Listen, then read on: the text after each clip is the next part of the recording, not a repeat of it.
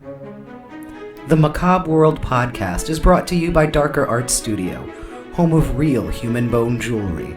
Stock and custom pieces are available, so visit us on the web at www.darkerartstudio.com and show them your darker art side.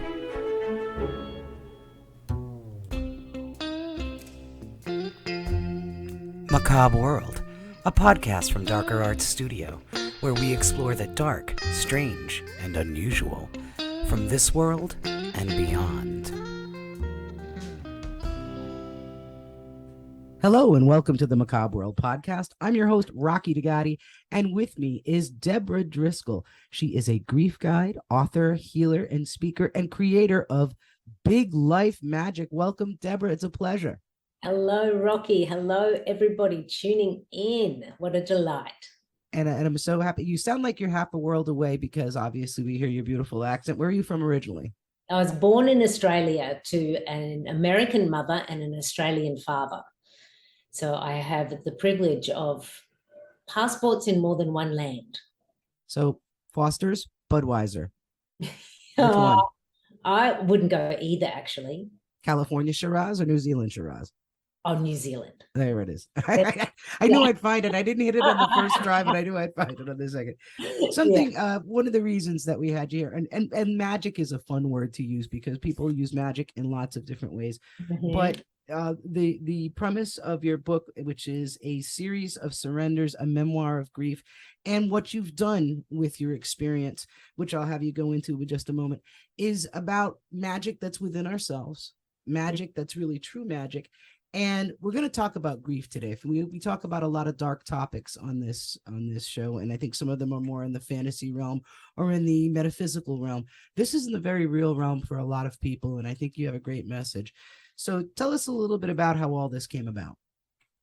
Yeah, well, as you know, as you do in your life, you create your life.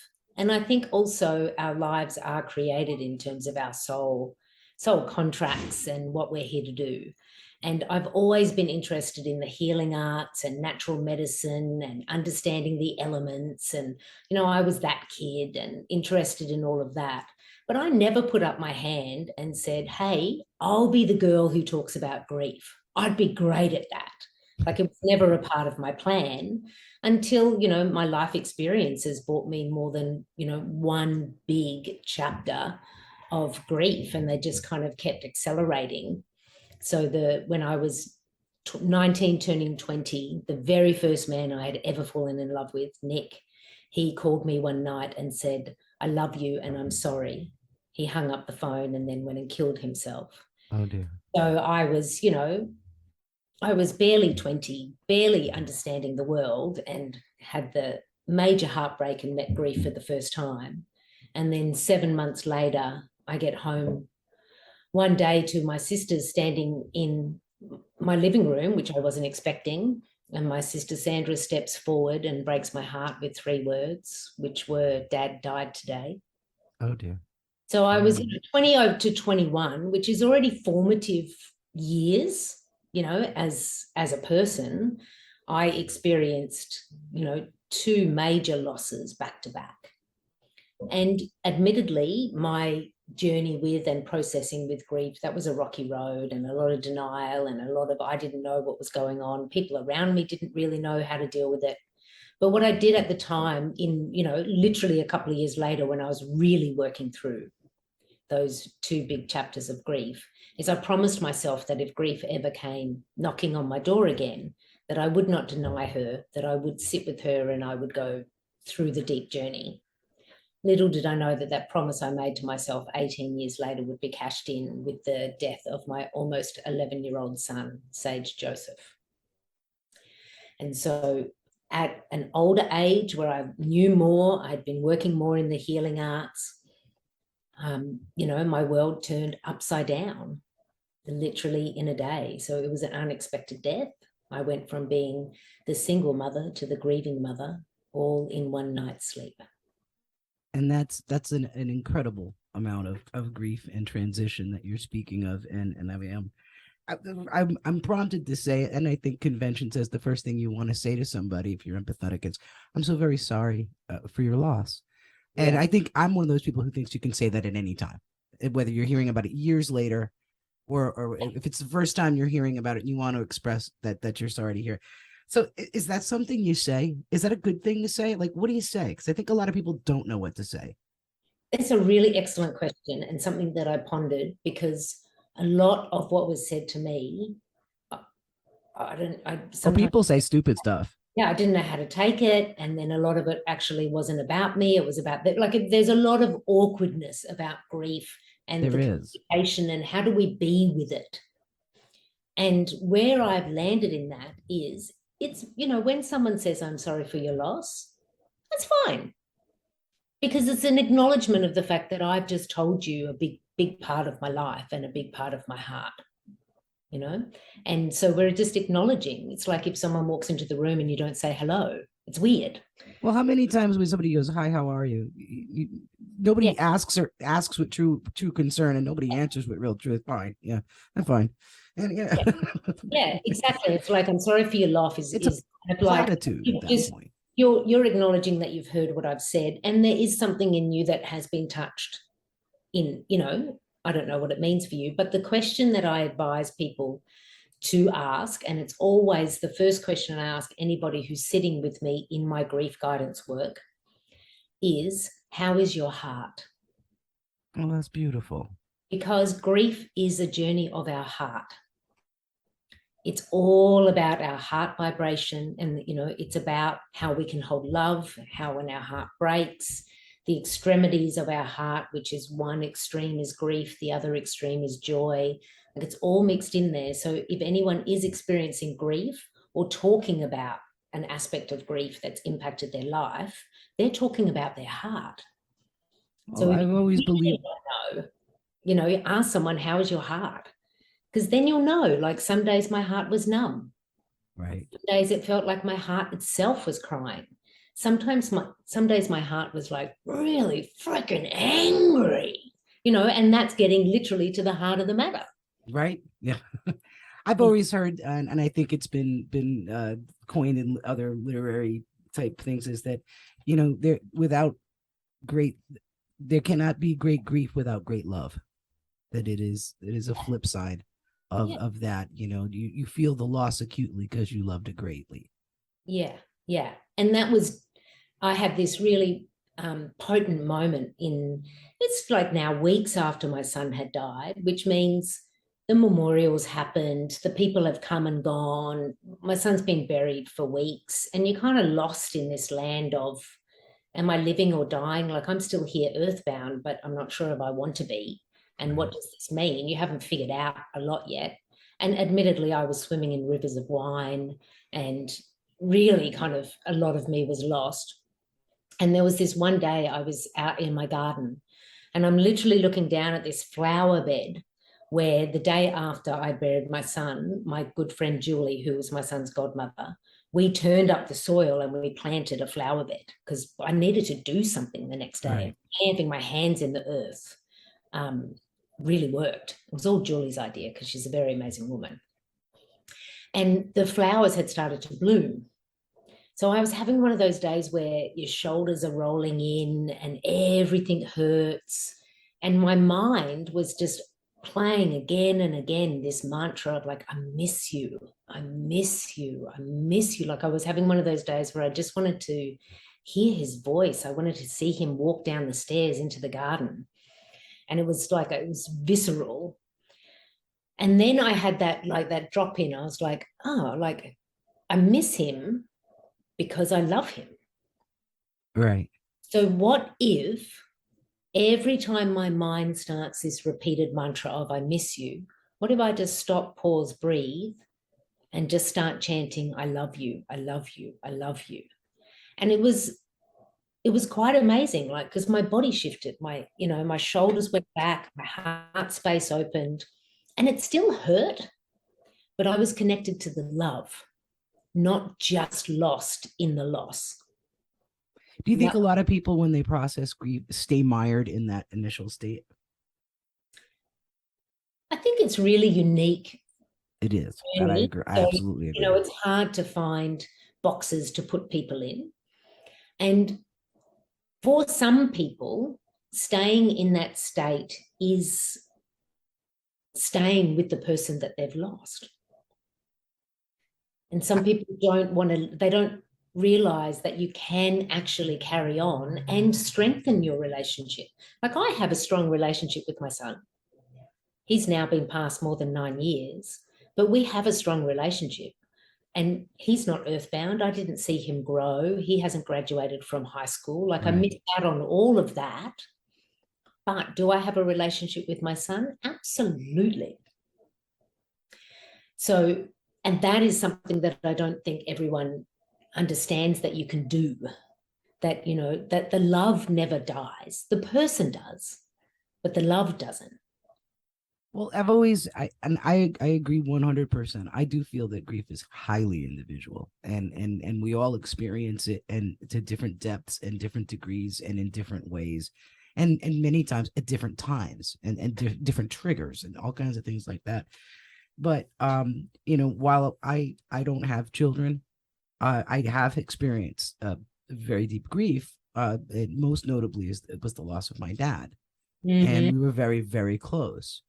And I've spoken of it before, and it's, I don't ever think that grief is supposed to either diminish, and I'm making air quotes, forget that the people can't see me, diminish, or somebody needs to get back out there, or whatever piece of advice that someone is going to offer, usually unsolicited, and at that moment.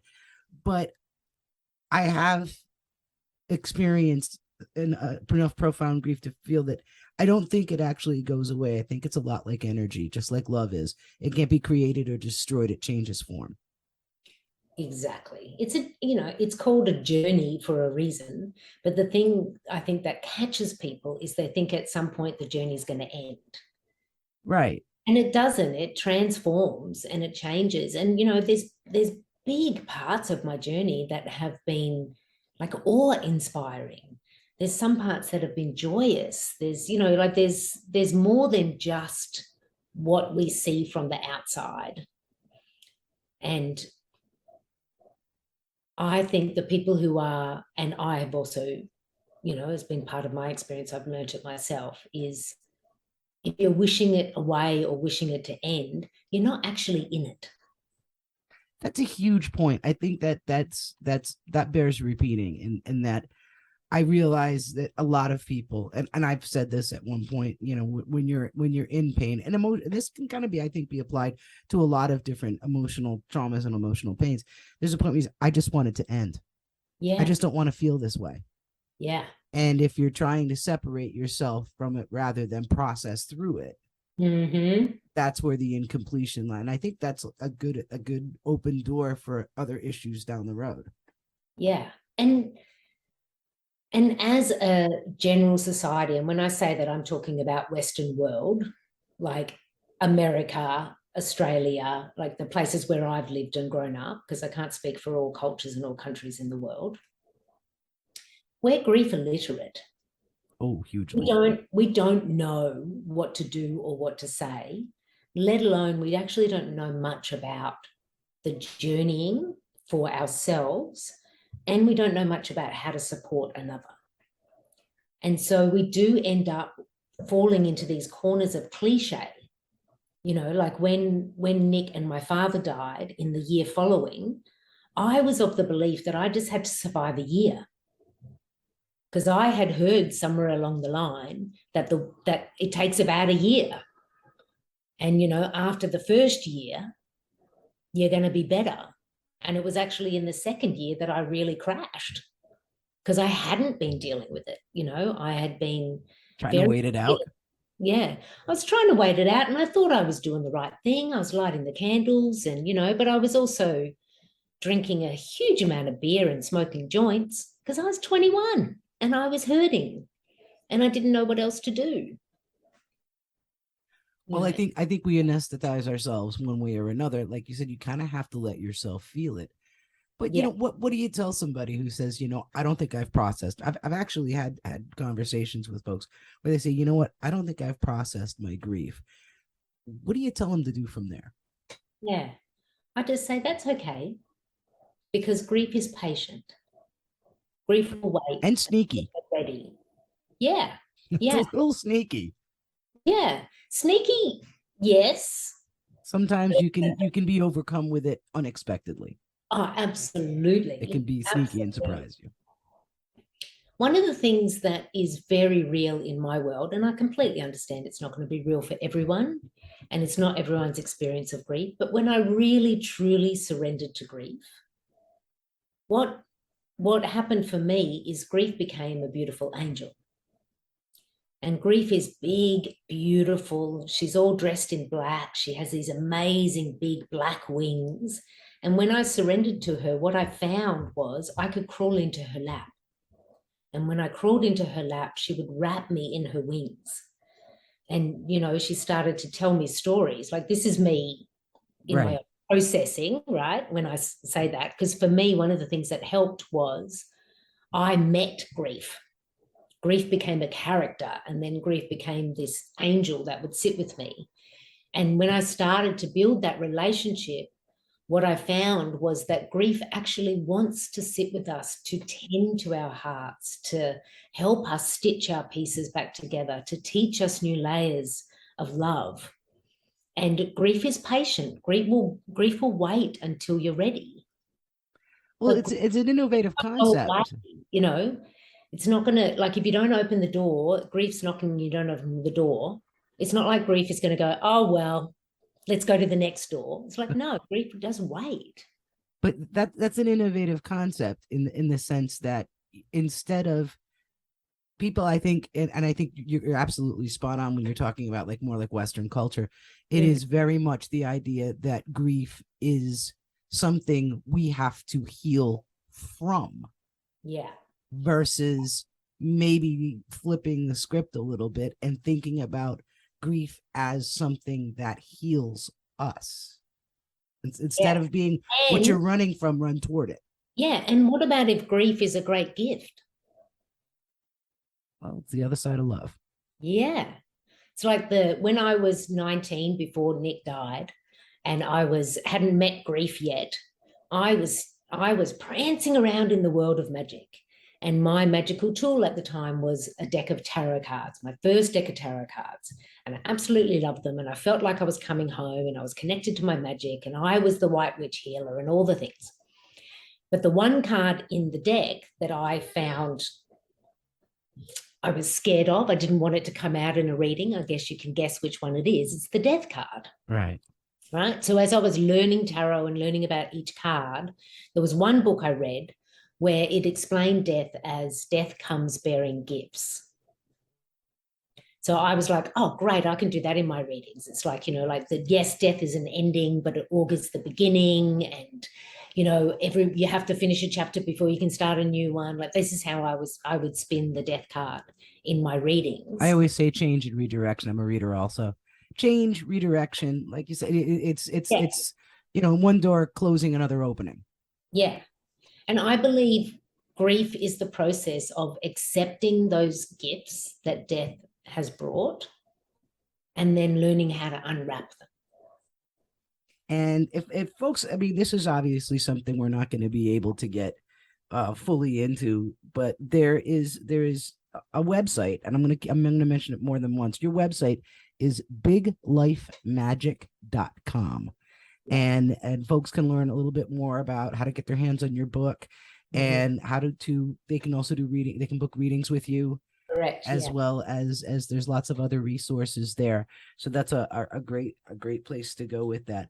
But do you have clients that maybe aren't your typical, I'm going to use a word and say new agey, don't write me letters, people. 100%. New age, is it how do you reach out to folks who maybe are struggling with a path, don't have a path, aren't sure what to do with all this big grief, and they don't have a spirituality system maybe connected to it, so they're just sort of, and I think they're actually in the most in need because they're kind of out there floundering. They may not have a spiritual dogma to attach to death, dying, or anything, and they're just kind of just out there.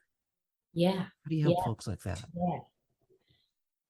In my grief guidance work, I have arrived at the place where people come to me, like I get referrals or people that come to me. I don't actually reach out, because I just found that if I sit in the place of I'm open to receive, then the people who are ready and needing the lens that I bring, then they find me. Nobody ever makes somebody go. I mean, my wife made me go. You don't get that. But I have had My clients sister said I had to do this. My mom made me that, go. and I've definitely had some people who have said to me in the first session, I don't know if I believe in spirit. And I'm like, excellent, let's work with that. It's a You don't start. have to, or, people who, following the death of someone very close to them, have found that as a pathway to reconnecting with their spirit, if it had been dimmed down or lost somewhere in life's journey. If anything, most of the people who I have worked with, they haven't necessarily had a strong spiritual practice. But this is one of the gifts that comes with grief, is like, my heart is so torn, broken, and sore now. I need to find something else, because what I have been doing is maybe not helping here. Maybe it's time to find a new medicine. And that's definitely, like I said, it's something really, it's so needed, because it's a difficult thing. And I'm really glad we're talking about that today, because I think that I think I have a little bit of a feet in both worlds. I mean, my parents' family's from Europe and everything. I'm American now, obviously, and I grew up here and born here, but I think grief's a little different in other parts of the world. Yeah, it is. And at least half of my family are Sicilian Italians, and that's really loud grief. That is ear-splittingly loud, shrieking grief. And to the point where in movies they will always show very dramatic, like in The Sopranos or any kind of a show that's focusing specifically on Italian Americans. They will always show like these very over the top funerals, both in opulence and emotional outpouring, and there's usually somebody who dives onto the coffin or some type of dramatic gesture. And it's parody, and I take it as such, because but there's an element of truth in that catharsis of the shrieking, of the keening, of the wailing. It's odd to some. I've always felt that people that came from Latin and Europe areas versus people that are from areas that were maybe more densely settled, there's a different set of decorum there. I remember the first time I had a Sunday dinner with a fella whose family was kind of old New England. I grew up in New England, old New England. I was amazed. It was the quietest meal I'd ever had, because there wasn't a lot of laughing, shrieking, talking. It wasn't like eating in a Roman arena at my house, growing up. So I think that while it's kind of funny to laugh at some of these things, I think that having that freedom culturally to express intense emotion, be it, grief, laughter, we laugh loud, we cry loud, it's all that kind of good stuff. And I worry about the people that are holding all that in. Yeah, because it has to channel through somehow.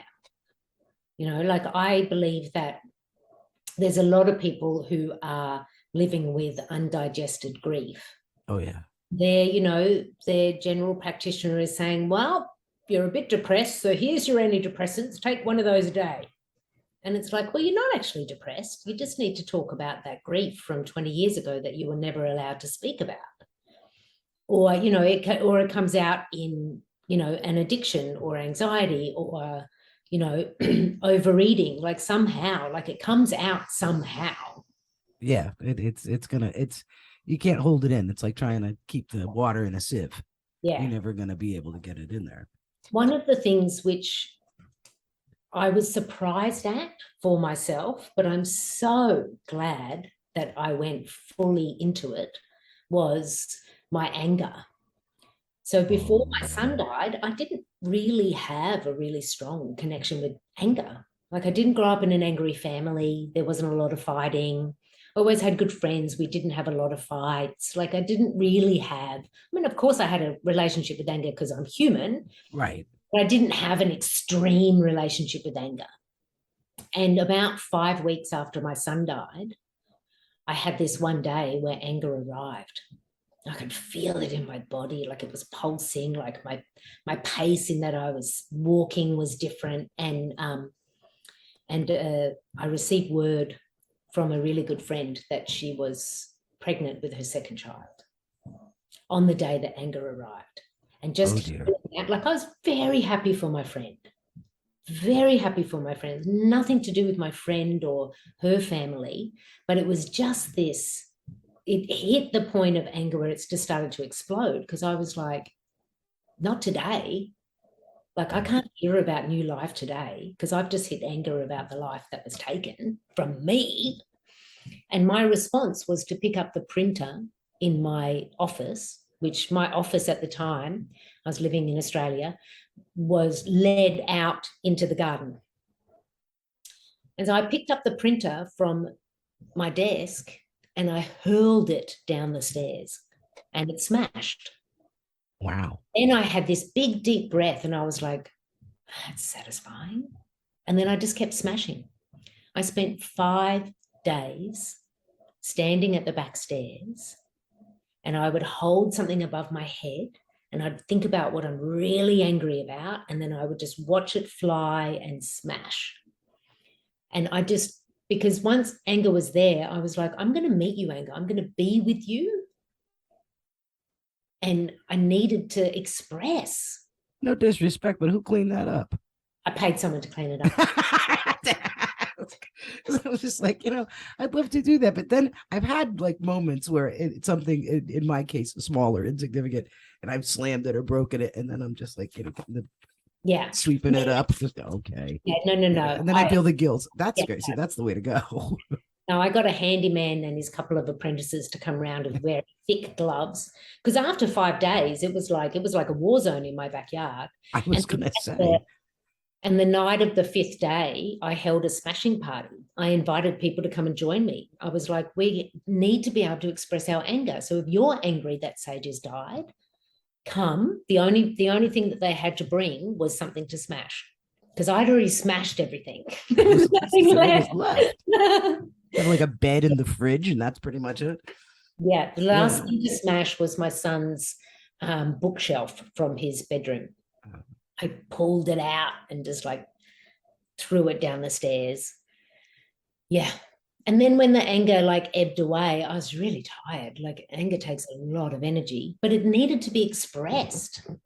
Like I couldn't keep it in. I just thought this isn't healthy. If I can't like express this, where's it going to go? It's going to turn in on me.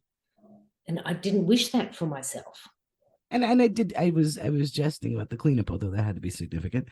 But the thing is that I think a lot of us, in addition to not feeling, I think a lot of people are uncomfortable with extreme emotion, be it anger or grief. Agreed. And sometimes overindulging Yeah. to others can seem selfish. Mm-hmm. And like if you are there, and then people start saying, well, she lost someone a few years back and she just hasn't recovered. She's just not right. And then you'll have someone else who might say, well, he's got a bad temper, and everybody doesn't know how to tiptoe around it. Instead of saying, I loved what you said, how is your heart? And when somebody seems angry at something all the time, I always try to ask them, what is making you angry today? What's upsetting you? Yeah. And for me, the first afternoon of the smashing, I had actually been smashing for a while, and then I'd kind of like just collapsed into beyond the anger into the kind of like the void space. And one of my sisters came and found me that afternoon, and she saw the mess and she saw me, and she said, what's going on? And that's when it came out of me, what I was actually angry about. And I said, they took my baby away. And she said, who, Deb? And I said, the angels. The angels took my baby away. And for me, that was extremely painful because the angels to me were who I prayed to. They were on my side. And they went and turned on you.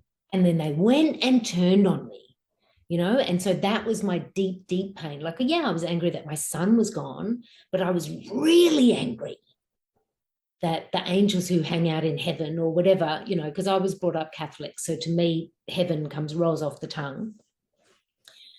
It was there, like I had to blame someone for his death, and it was the angels who had taken him. And it was deeply painful to be angry at angels.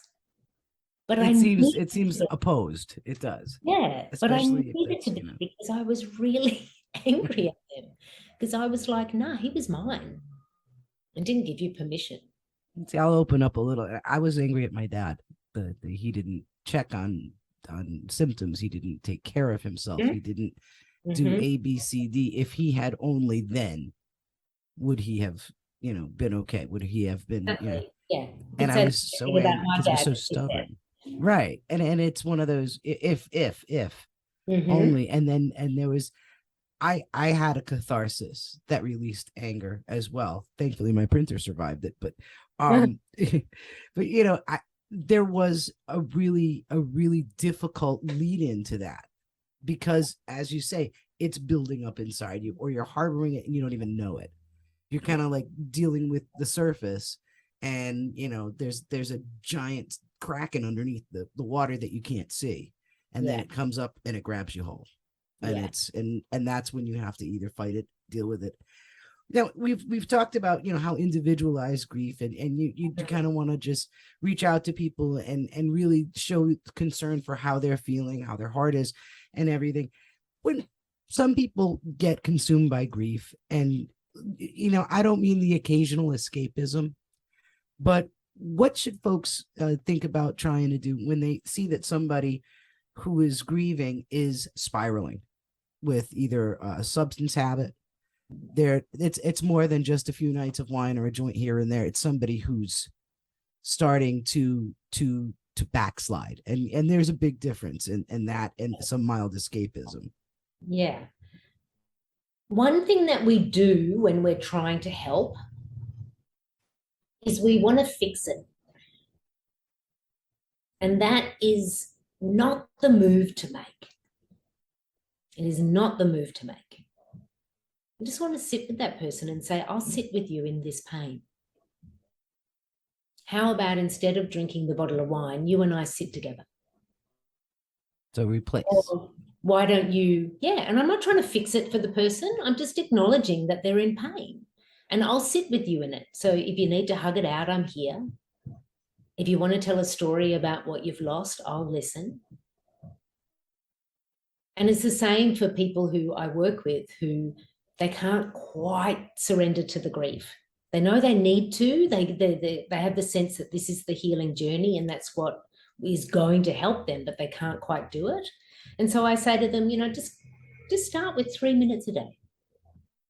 Just sit on the couch or sit under a tree and give yourself 3 minutes and just say, grief, I will sit with you now. You've got 3 minutes. And build your capacity to be with it. Because you can't rush grief. You can't fix it for anyone else. And all that grief wants is time with your heart. To work its magic. To work its magic. And that's the present we unwrap. Yes. One of many, I am sure. So what is next? You're currently here in the States. Are you appearing somewhere? Are you just doing some work around this area? Yeah, so I'm working. I have a community of magic makers, so I'm doing some teaching with them. Oh, I've wonderful. also been in the studio with a good friend of mine who's a sound engineer and a musician, and just yesterday finished the recording for the audiobook version of a series of surrenders that will be out sometime before this year is complete, once we finish with the post edits, etc. And then next year, very, very pleased to move into the space of the writing of the second book. Oh, wonderful. And folks, if they want to keep up on what's going on, what's coming next, when things are coming out, they can go to biglifemagic.com. Correct. Yeah. And also the socials on Instagram, Facebook. Yeah, I mean, Instagram and I, we're not really great friends. But I do have a YouTube channel that I have great enjoyment and delight in. So I do some teaching on YouTube. I do oracle card readings, and starting next month with the relaunch of the book, with the audiobook version, I'm going to start a new series on YouTube around the transformation from big life loss to big life magic, and start to tell some stories and share some teaching as a part of my service to hearts and souls. And what's your channel on YouTube? Big Life Magic. Everything's, and if anybody is looking for big life magic, they merely need to look for big life magic and they will find it. Yeah. And then click on the video, you'll hear the Australian accent and see the blonde, and you'll go, there she is. Very true. It has been a unique pleasure. Thank you so much for having this. It's a difficult discussion for some, but you brought up such wonderful, soothing points. I'm so glad we got a chance to talk today. Anything you want to leave us with? Yeah, I think what I want to say is, grief is not on the invited guest list. We don't invite her in. But I really think just, plan some time to invite her in, and don't see her as somebody who needs to be fixed or pushed away or denied or is unwelcome. But what if we could begin to see grief as a magician of our hearts? Very well said. Thank you so much. And once again, you can go to biglifemagic.com and keep in touch with everything that Debra is up to. So thanks again for tuning in, and we'll catch you next week. Stay kooky out there. Thank you for listening to Macabre World. You can find us on the web at www.darkerartsstudio.com.